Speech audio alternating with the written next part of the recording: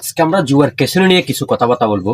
আমরা যখন অনলাইনে যাই তখন দেখি বিভিন্ন রকমের অ্যাড দেখি যে জুয়ার ক্যাসিনোর সাথে যারা জড়িত তাদেরকে অ্যারেস্ট করা হবে, তাদেরকে গ্রেপ্তার করা হবে। আমার কথা হচ্ছে মূল বিষয়, আসলে যেখান থেকে যে ক্যাসিনো খেলে তাকে ফরে ধরা যাবে, কিন্তু যে এই ক্যাসিনো যেখান থেকে ক্যাসিনোর অ্যাপস গুলা যারা চালায় মূল সেখান থেকে ধরতে হবে। ধরুন, আমি আপনাদেরকে একটা জিনিস বুঝাই।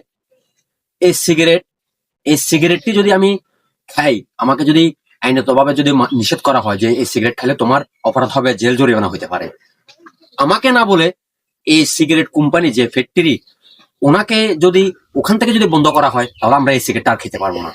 আমি মূল বিষয় এই জন্য বুঝাতে চাইছি যে যে আমরা যে জনগণ, যে আমাদের যে যুব সমাজ, যে জুয়ার অ্যাপস এর সাথে জুয়ার সাথে জড়িত, যে ক্যাসিনোর সাথে জড়িত, আগে যে ক্যাসিনো যেখান থেকে চালু করা হয়, যেখান থেকে মেইন ক্যাসিনো চলে, ওই জায়গা থেকে মূল জায়গা থেকে বন্ধ করতে হবে।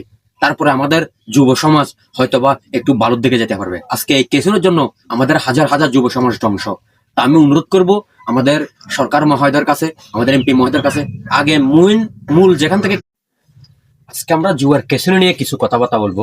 আমরা যখন অনলাইনে যাই তখন দেখি বিভিন্ন রকমের অ্যাড দেখি যে জুয়ার ক্যাসিনোর সাথে যারা জড়িত তাদেরকে অ্যারেস্ট করা হবে, তাদেরকে গ্রেপ্তার করা হবে। আমার কথা হচ্ছে মূল বিষয়, আসলে যেখান থেকে যে ক্যাসিনো খেলে তাকে ফরে ধরা যাবে, কিন্তু যে এই ক্যাসিনো যেখান থেকে ক্যাসিনোর অ্যাপস গুলা যারা চালায় মূল সেখান থেকে ধরতে হবে। ধরুন, আমি আপনাদেরকে একটা জিনিস বুঝাই। এই সিগারেটটি যদি আমি খাই, আমাকে যদি আইনত ভাবে যদি নিষেধ করা হয় যে এই সিগারেট খেলে তোমার অপরাধ হবে, জেল জরিমানা হতে পারে, আমাকে না বলে এই সিগারেট কোম্পানি যে ফ্যাক্টরি, ওনাকে যদি ওখান থেকে যদি বন্ধ করা হয় তাহলে আমরা এই সিগারেটটা আর খেতে পারবো না।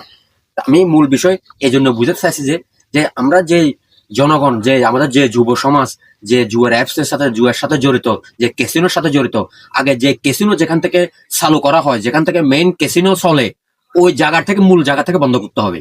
তারপরে আমাদের যুব সমাজ হয়তোবা একটু ভালোর দিকে যেতে পারবে। আজকে এই ক্যাসিনোর জন্য আমাদের হাজার হাজার যুব সমাজ ধ্বংস।